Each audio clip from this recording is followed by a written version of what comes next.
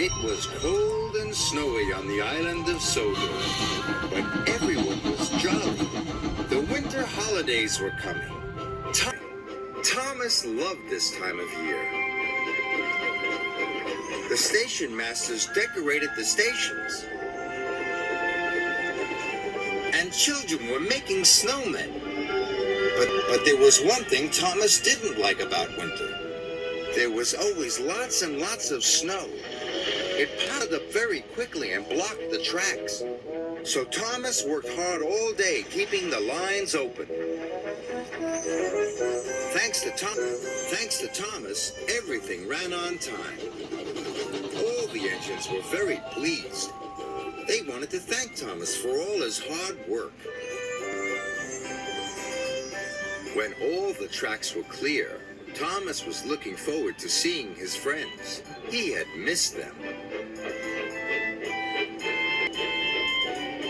As he puffed towards the station, he saw Harold the helicopter talking to Toby. They were planning a thank you surprise for Thomas. "Hello," he chuffed. "Remember, Toby," said Harold, "don't tell Thomas about the surprise." Then Harold buzzed away, and Toby puffed back to his yard. Thomas felt left out. He likes surprises.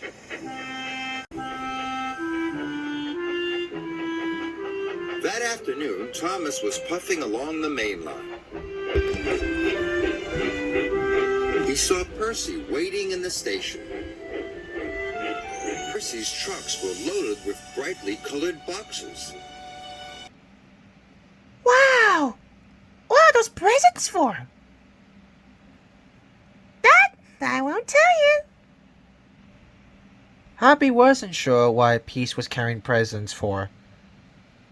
She fainted for a moment, and then...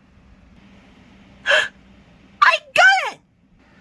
That must be my surprise! Wait, how did you know about the surprise? You weren't supposed to know. Well, not yet. Did someone tell you? But I didn't tell you. I don't want to be irresponsible again. Bye! Thomas was cross.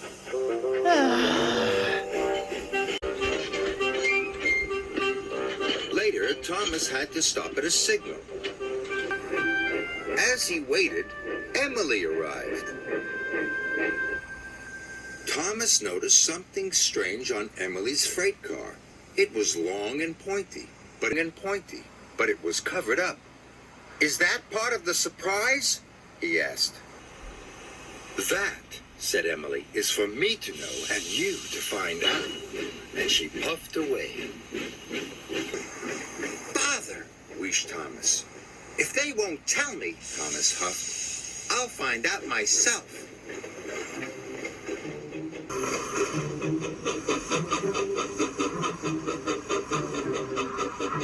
Thomas secretly followed Emily. He puffed as quietly as he could.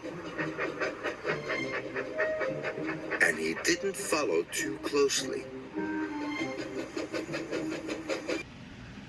This is Kill March from Box 3. We have received a Christmas tree for Red Sausage, and we're on our way to the last checkpoint, but Blue Puffball is right behind us. Oh, roger that, Thick Wheels. I'll divert him onto the main line. Over and out. Suddenly, Emily turned down one of the branch lines. Thomas raced after her, but just as he got to the branch line, the signalman changed the points. Thomas had to go straight ahead. "Cinders and ashes," cried Thomas. "How will I ever find out what the surprise is?" Mission complete. Great job, Box 3. Yes! Someone's sleeping well tonight. That evening, the engines were very excited. They were all talking about Thomas's surprise. "I can't wait," chuffed Edward. "He'll love it," puffed Percy. But then, Thomas arrived. Shh! Thomas, said Henry. Thomas felt more left out than ever. It wasn't fair. Everyone knew what the surprise was except Thomas. Huh? If they won't tell me, I don't want to know, he huffed. So Happy decided to leave timid sheds, leaving everyone in a speechless behind. He puffed as far as he could. At last, it was time to show Thomas the surprise. But no one knew where Thomas had gone. Please find him, Harold, Edward puffed. I'll do my best, said Harold, and he took to the air.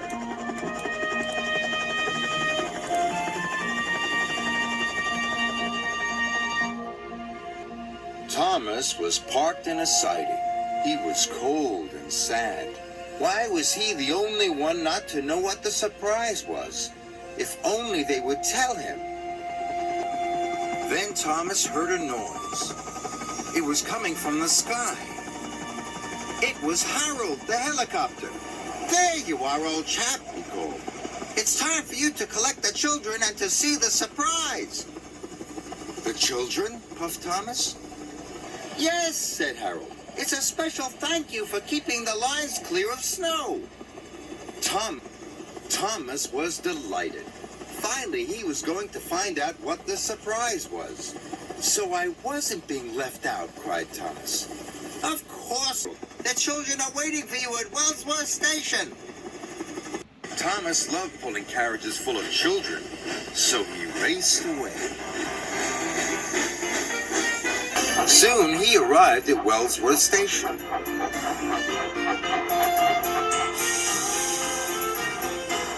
Thomas collected the children.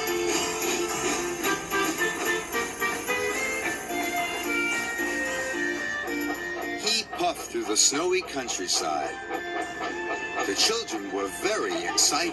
They all wanted to know what the surprise was. Thomas turned down the branch line. Soon they arrived at a country village, and there was Thomas's surprise. A huge Christmas tree was standing in the village square. Its lights shone and its baubles twinkled. And at the bottom of the tree were lots of presents. There was even some tinsel for Thomas. It's the best surprise I ever had, Thomas puffed happily. And she couldn't help but being happy.